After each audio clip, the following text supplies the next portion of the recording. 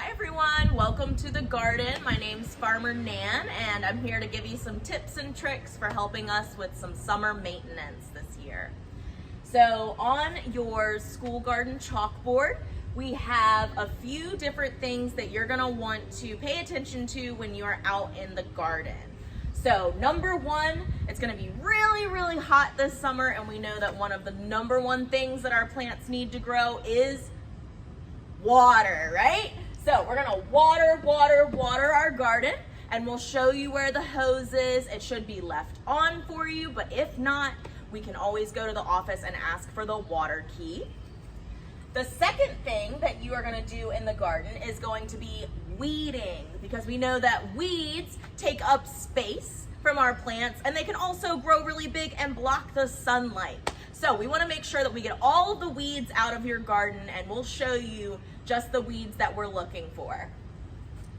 Third, we're gonna look for bugs, because we know that there are good bugs and bad bugs in the garden, and we wanna leave our good bugs, but take those bad bugs out or shoo them away from our plants, because otherwise they could eat our whole harvest, and we don't want that because we wanna eat our harvest.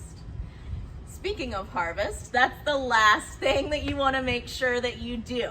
So if there's anything that's ready to be eaten in your garden, whether it's tomatoes or cucumbers or eggplants, there are so many things growing out here this summer. If it's ready to be picked, you and your class are free to harvest it and maybe even take a taste. Or you can give it to take home with your teacher and they can cook it up. All right, guys, let's go explore our garden. Alrighty, friends, when we water, we're gonna be making sure that the water is turned on. That's where we would turn it on. We've got our watering can here, but we also have our garden hose. Say hello to Farmer Cody. Farmer Cody's gonna show you guys how we'll water our garden and make sure that it needs to be watered in the first place, because there's something called the finger test method that Farmer Cody's gonna show us first. All right, so a question I get a lot is, how do I know if my garden needs to be watered? Well, so of course we can look at our soil and see if it looks dry, but we can also do the finger method. So what you do is you just take your finger, it's your finger's dry, and you stick it deep down into the soil, and then you pull it up. So when I pulled up my finger, there's a little bit of dirt on there, but mostly it comes out clean. When it comes out clean, that means that the soil is pretty dry, and I can just see that by looking at it.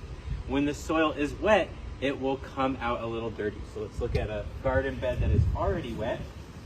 So we can just visually see it's darker, it looks wet. And when I stick my finger in, it comes out dirty, because when the soil is wet, it sticks to your hand a little better. So this one is looking pretty good, but I would need to water that one that's dry. Awesome. All right, and then just to water your garden bed, once you know it needs water, you just turn your hose on shower and just move it up and down, making sure to get all the plants nice and evenly. And don't be afraid to give it a lot of water. It is possible to overwater your plants, but it is less likely than them not getting enough water. So, and we can see, even though the water is kind of puddling up a little bit, that's okay, because it takes time for it to soak into the soil. And so even though we can see the puddles, it's not too much. In about a minute or two, that water will have soaked into the soil like a sponge and get down deep to our roots. So I'm making sure to get every single plant. And you'll notice I'm not worrying about watering the leaves, I'm watering the soil, because that's where the roots are. So the other thing we need to do in the garden over the summer is pull out the weeds. So the weeds are simply any plant that's in our way. They're not bad plants, there's no such thing as a bad plant, but they are going to take up the space, the water, and the nutrients, and possibly even shade out our plants that we want to grow. So how do we know which plants are the weed? Well, so first you figure out, oh, this flower, that's clearly the plant I want to leave here. It's this beautiful flower. Then I look around it, there is some grass growing here. So what I want to do is, using my pincher fingers, grab it by the base nice and firmly and pull it out. And what I want to do is get out those roots, because if I leave the roots underground, the plant can just come back again. All right, so I've pulled out my crabgrass, and then I can take it over to the compost bin and put it in there. And then over time, those weeds will rot, they'll decompose, they'll break down and turn into compost that we can then add back into the garden. So we can recycle the nutrients that are used in growing the weeds and return them to the garden. And if you're curious, you can take a look at our weed chart, and it has some of the different common weeds that you might find in the garden with pictures of them. And so we just pulled out some crabgrass, but you might also find dandelions or clover. Where did the clover go? The clovers in the garden. And actually, I found one right here. So let's go ahead and pull this clover out. So I'm using my pincher fingers. I might have to scrape a little bit down to make sure I get the roots. And then I'm just gonna twist and pull up. Oh, see, nice long roots. And it looks like that picture there. It's got the leaves, 3 leaves in circles, and it can just go in the compost bin. And that's all there is to pulling the weeds. Alrighty, friends, you may also want to look for some bugs in your garden and see if they are friendly bugs that we keep or bad bugs that we want to remove. So you can see some of our friendly bugs that we like are ladybugs and ants and spiders and bees.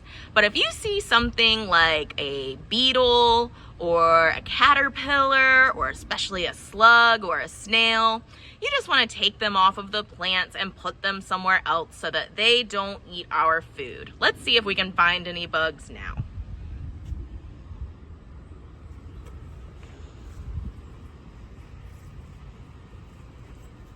We're looking good so far on your tomatoes. Let's check out our radishes